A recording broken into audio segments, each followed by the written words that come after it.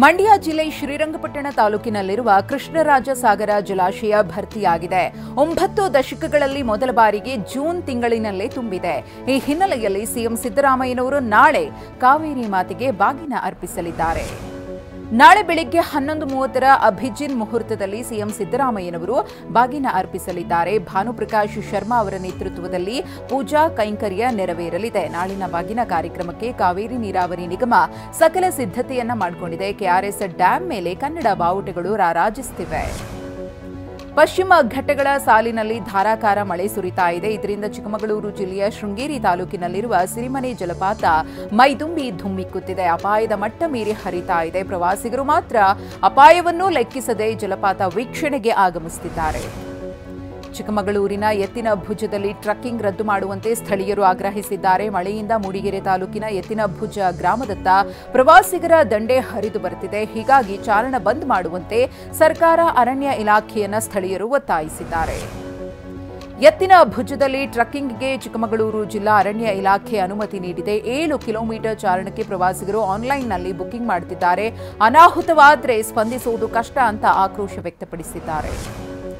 ಉತ್ತರಾಖಂಡ್ನಲ್ಲಿ ಮಳೆಯ ಅಬ್ಬರ ಕಮ್ಮಿಯಾಗಿಲ್ಲ. ನಿರಂತರ ಮಳೆಯಿಂದಾಗಿ ಹರಿಯುವ ಅಲಕಾನಂದ ನದಿಯ ನೀರಿನ ಮಟ್ಟ ಏರಿಕೆಯಾಗಿದ್ದು ಪ್ರವಾಹದ ಭೀತಿ ಎದುರಾಗಿದೆ. ಇದರಿಂದಾಗಿ ಉತ್ತರಾಖಂಡ್ನಲ್ಲಿ ರೆಡ್ ಅಲರ್ಟ್ ಘೋಷಿಸಲಾಗಿದೆ. ಎನ್ಡಿಆರ್ಎಫ್, ಎಸ್ಡಿಆರ್ಎಫ್ ಸಿಬ್ಬಂದಿ ಅಲರ್ಟ್ ಆಗಿದ್ದಾರೆ.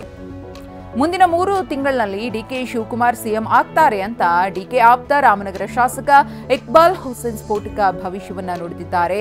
ಹೈಕಮಾಂಡ್ ಸೂಕ್ತವಾದ ಸಂದರ್ಭದಲ್ಲಿ ನಿರ್ಧಾರವನ್ನು ಮಾಡುತ್ತೆ. ರಾಜಣ್ಣ ಹೇಳಿರುವ ಕ್ರಾಂತಿಯೇ ಡಿಕೆ ಶಿವಕುಮಾರ್ ಸಿಎಂ ಆಗೋದು ಎಂದಿದ್ದಾರೆ. ಕಾಂಗ್ರೆಸ್ನಲ್ಲಿ ಸೆಪ್ಟೆಂಬರ್ ಕ್ರಾಂತಿಯ ಚರ್ಚೆ ಜೋರಾಗಿರುವ ನಡುವೆ ನಾಳೆ ರಾಜ್ಯಕ್ಕೆ ರಣದೀಪ್ ಸಿಂಗ್ ಸುರ್ಜೇವಾಲಾ ಎಂಟ್ರಿ ಕೊಡುತ್ತಿದ್ದಾರೆ. ಬೆಂಗಳೂರಿನಲ್ಲಿರುವ ಕೆಪಿಸಿಸಿ ಕಚೇರಿಯಲ್ಲಿ ಶಾಸಕರ ಜೊತೆಗೆ ಸುರ್ಜೇವಾಲಾ 1-to-1 ಚರ್ಚೆ ನಡೆಸಲಿದ್ದಾರೆ. ಶಾಸಕರ ಚರ್ಚೆಗೆ ತಲಾ 10 ನಿಮಿಷ ನಿಗದಿಯಾಗಿದೆ. ಹೈಕೋರ್ಟ್ನಲ್ಲಿ ಬಿಗ್ ರಿಲೀಫ್ ಸಿಗ್ತಾ ಇದ್ದಂತೆ JDS MLC Suraj Revanna active ಆಗಿದ್ದಾರೆ. ಹೊಳೆ ನರಸೀಪುರದಿಂದ ಹಾಸನ ವಿಧಾನಸಭಾ ಕ್ಷೇತ್ರಕ್ಕೆ ಶಿಫ್ಟ್ ಆಗಿದ್ದಾರೆ. ಹೊಳೆ ನರಸೀಪುರದಿಂದ ಹಾಸನ ಕ್ಷೇತ್ರದ ವ್ಯಾಪ್ತಿಗೆ ಗುರುತಿನ ಚೀಟಿ ಬದಲಾವಣೆ ಮಾಡಿದ್ದಾರೆ. ಜೆಡಿಎಸ್ ಯುವ ಘಟಕದ ಅಧ್ಯಕ್ಷ ನಿಖಿಲ್ ಕುಮಾರಸ್ವಾಮಿ ಮಂಡ್ಯ ಪ್ರವಾಸ ಕೈಗೊಂಡಿದ್ದಾರೆ. ಇಂದಿನಿಂದ 3 ದಿನಗಳ ಕಾಲ ಅಪ್ಪನ ಕ್ಷೇತ್ರದಲ್ಲಿ ಓಡಾಡಲಿದ್ದು ಜನತಾದಳ ಸದಸ್ಯತ್ವ ನೋಂದಣಿ ಕಾರ್ಯಕ್ಕೆ ಚಾಲನೆ ನೀಡಲಿದ್ದಾರೆ. ಇಂದು ಮದ್ದೂರು, ಮಂಡ್ಯ ವಿಧಾನಸಭಾ ಕ್ಷೇತ್ರದಲ್ಲಿ ಸಭೆ ನಡೆಸಲಿದ್ದಾರೆ. ಮಂಡ್ಯದಲ್ಲಿ ಕಾಂಗ್ರೆಸ್ ಮತ್ತು ಜೆಡಿಎಸ್ ಕಾರ್ಯಕರ್ತರ ನಡುವೆ ಫ್ಲೆಕ್ಸ್ ಪಾಲಿಟಿಕ್ಸ್ ಜೋರಾಗಿದೆ. ನಾಗಮಂಗಲದಲ್ಲಿ ನಿಖಿಲ್ ಸ್ವಾಗತಕ್ಕಾಗಿ ಫ್ಲೆಕ್ಸ್ ಅನ್ನ ಹಾಕಲಾಗಿತ್ತು. ಆದರೆ ಪುರಸಭೆ ಸಿಬ್ಬಂದಿ ಮಧ್ಯರಾತ್ರಿಯೇ ಫ್ಲೆಕ್ಸ್ ತೆರವು ಮಾಡಿದ್ದಾರೆ. ಕಾಂಗ್ರೆಸ್ ನಾಯಕರ ಕುಮ್ಮಕ್ಕಿನಿಂದ ಫ್ಲೆಕ್ಸ್ ತೆರವು ಮಾಡಿದ್ದಾರೆ ಅಂತ ಜೆಡಿಎಸ್ ಕಾರ್ಯಕರ್ತರು ಆರೋಪಿಸಿದ್ದಾರೆ. ಬಿಜೆಪಿಯಲ್ಲಿನ ಜಿಲ್ಲಾವಾರು ಸಮಸ್ಯೆ ಬಗೆಹರಿಸಲು ನಾಯಕರು ನಿರ್ಧರಿಸಿದ್ದಾರೆ. ದಾವಣಗೆರೆ ಮತ್ತು ಬಾಗಲಕೋಟೆ ಜಿಲ್ಲಾ ಸಮಸ್ಯೆ ಪರಿಹಾರಕ್ಕೆ ನಾಯಕರು ಮುಂದಾಗಿದ್ದಾರೆ. ದಾವಣಗೆರೆ ಹಾಗೂ ಬಾಗಲಕೋಟೆ ಜಿಲ್ಲಾ ಘಟಕದಲ್ಲಿ 2 ಬಣದ ನಾಯಕರನ್ನ ಜೊತೆಯಾಗಿ ಕೂರಿಸಿ ಮಾತನಾಡುವ ಬಗ್ಗೆ ಚಿಂತನೆ ನಡೆಸಿದ್ದಾರೆ. ಉಚ್ಚಾಟನೆಗೊಂಡಿರುವ ಕೆಎಸ್ ಈಶ್ವರಪ್ಪ ಅವರನ್ನ ಪಕ್ಷಕ್ಕೆ ವಾಪಸ್ ಕರೆತರಲು ಒತ್ತಡ ಹಾಕಲಾಗುತ್ತಿದೆ. ಬೆಂಗಳೂರಿನಲ್ಲಿ ನಿನ್ನೆ ನಡೆದ ಕುರುಬ ಸಮುದಾಯದ ಸಭೆಯಲ್ಲಿ ಒತ್ತಾಯ ಮಾಡಲಾಯಿತು. ಸಮುದಾಯದ ಹಿತಾಸಕ್ತಿಯನ್ನ ಕಾಪಾಡುವ ನಿಟ್ಟಿನಲ್ಲಿ ಈ ತೀರ್ಮಾನಕ್ಕೆ ಎಂದು ಸಮುದಾಯದ ಮುಖಂಡರು ತಿಳಿಸಿದ್ದಾರೆ.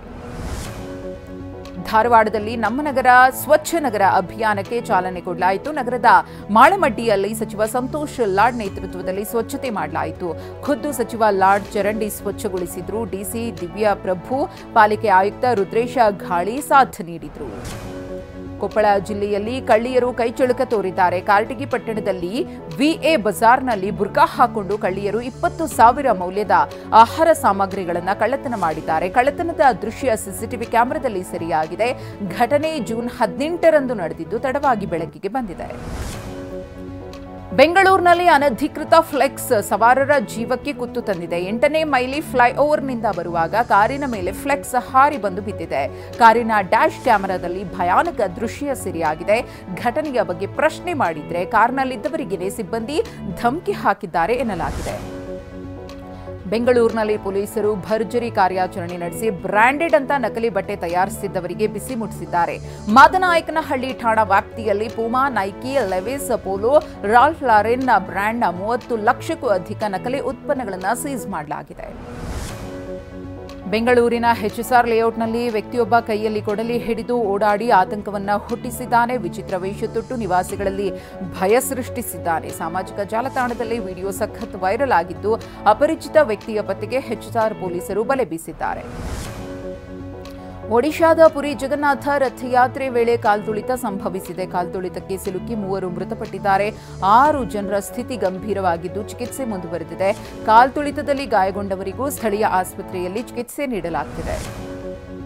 ಇಂದು ಕೇಂದ್ರ ಸಚಿವ ಅಮಿತ್ ಶಾ ತೆಲಂಗಾಣಕ್ಕೆ ಭೇಟಿ ಕೊಡಲಿದ್ದಾರೆ. ನಿಜಾಮಾಬಾದ್ನಲ್ಲಿ ಅರಿಶಿನ ಮಂಡಳಿಯ ಪ್ರಧಾನ ಕಚೇರಿಯನ್ನ ಅಮಿತ್ ಶಾ ಉದ್ಘಾಟಿಸಲಿದ್ದಾರೆ. ಇದಾದ ಬಳಿಕ ಕಿಸಾನ್ ಮಹಾಸಮ್ಮೇಳನದಲ್ಲೂ ಅಮಿತ್ ಶಾ ಭಾಗಿಯಾಗಲಿದ್ದಾರೆ.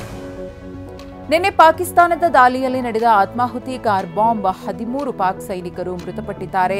ಇದಕ್ಕೆ ಪ್ರತಿಕ್ರಿಯಿಸಿರುವ ಪಾಕ್ ಫೀಲ್ಡ್ ಮಾರ್ಷಲ್ ಆಸಿಫ್ ಮುನೀರ್, ಭಾರತ ನಡೆಸಿದ ಭಯೋತ್ಪಾದಕ ದಾಳಿಗೆ ನಮ್ಮ ಸೈನಿಕರು ಬಲಿಯಾಗಿದ್ದಾರೆ ಅಂತ ಆರೋಪಿಸಿದ್ದಾರೆ.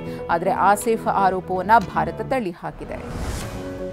ಪಾಕಿಸ್ತಾನದ ಹಲವೆಡೆ ಪ್ರಬಲ ಭೂಕಂಪ ಸಂಭವಿಸಿದೆ. ಮುಂಜಾನೆ 3:54ರ ಸುಮಾರಿಗೆ ಪಾಕಿಸ್ತಾನದ ಹಲವೆಡೆ ಭೂಮಿ ಕಂಪಿಸಿದೆ. ರಿಕ್ಟರ್ ಮಾಪಕದಲ್ಲಿ ಕಂಪನದ ತೀವ್ರತೆ 5.2ರಷ್ಟು ದಾಖಲಾಗಿದೆ. ಯಾವುದೇ ಆಸ್ತಿಪಾಸ್ತಿ ಹಾನಿಯಾಗಿಲ್ಲ ಅಂತ ಸರ್ಕಾರ ತಿಳಿಸಿದೆ.